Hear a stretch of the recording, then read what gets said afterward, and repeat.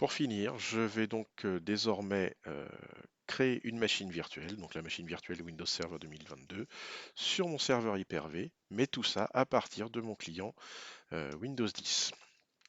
Alors, première chose que je vais faire, que je n'ai pas fait au préalable, mais qui me semble assez évident, sur mon serveur, sur le disque E, là-dessus, j'ai rien, il est vide. Je vais créer un dossier euh, qui va nous permettre de stocker les machines virtuelles de manière un peu plus propre. Donc MD, on va l'appeler machine virtuelle. C'est quand même un peu plus propre de faire quelque chose comme ça. Voilà, juste ça. Et à partir de mon Hyper-V, ici, je vais du coup créer un nouvel ordinateur virtuel.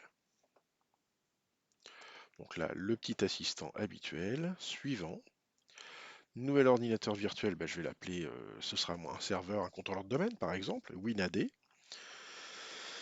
Stocker l'ordinateur virtuel à un autre emplacement. Et c'est là que c'est important, c'est que par défaut, il va me le mettre dans ses programmes data Windows Hyper-V, ce qui n'est pas du tout ce que je veux. Donc, je vais faire parcourir.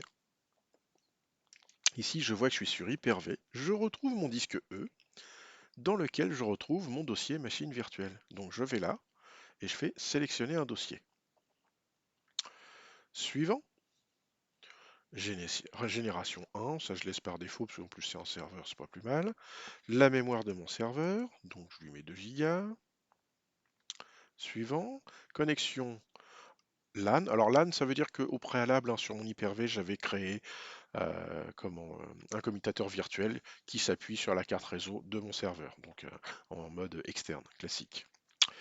Suivant, donc là, il me stocke donc un WinAD VHDX dans, vous voyez, Virtual Machine, WinAD Virtual Machine, enfin Virtual Hard Disk. Alors 127 Go, ça fait peut-être beaucoup. On va mettre, je sais pas, mettons 30 Go, ça suffit hein, pour le système d'exploitation.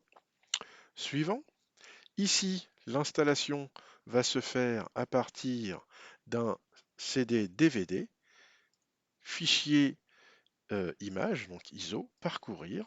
Et c'est ici que je vais avoir tout l'intérêt de retrouver mon dossier ISO. Alors c'est vrai qu'on pourrait être tenté d'utiliser ce que j'avais dans téléchargement, ça ne marchera pas, il ne voudra pas. Donc là, je prends mon fichier ISO que j'ai stocké sur mon serveur Hyper-V dans C ISO. Ouvrir. Suivant.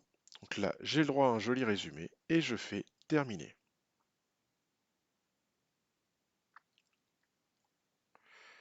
Alors, des fois, il y a un petit bug d'affichage où il ne veut pas m'afficher les machines que j'ai créées. Ça arrive. Alors, je ferme le gestionnaire Hyper-V et je le rouvre. Donc, je suis ici, hyper, n'importe quoi, Hyper-V. J'ai déjà eu le problème, pas d'inquiétude. Normalement, juste en quittant et en rechargeant, ça fonctionne. Je suis étonné qu'il n'ait pas voulu me remettre. Voilà, donc je remets mes informations d'authentification, Hyper-V, anti/administrateur, TCCR 76 étoiles. Je suis pas sûr du tout de mon mot de passe. Étoile. Je mémorise ces informations et je me connecte. Et là, je retrouve bien mon serveur WinAD. Oui, c'est vraiment un petit problème d'affichage. Je pense que c'est pas très gênant, mais bon, c'est toujours désagréable. Ici, je vais du coup pouvoir me connecter à mon serveur. Oui. Qu'est-ce qu'il veut? Ah, oui, j'ai fait une petite erreur de manipulation. C'est clic droit, démarrer. Donc je démarre ma machine virtuelle. Si je veux y accéder, je double-clique dessus. Et normalement, je vais avoir tôt ou tard une fenêtre qui va s'ouvrir. Voilà. Et qui me donnera l'accès à la partie graphique du serveur virtuel que je suis en train d'installer. Donc on va attendre de voir quelques secondes si tout se déroule bien sur le début de l'installation. Mais normalement, tout va bien. Tout s'installe depuis le client, mais sur le serveur Hyper-V, tout en stockant sur le SAN. Donc on va voir si ça stocke bien sur le SAN en faisant une petite commande juste après. quand on aura débuté l'installation.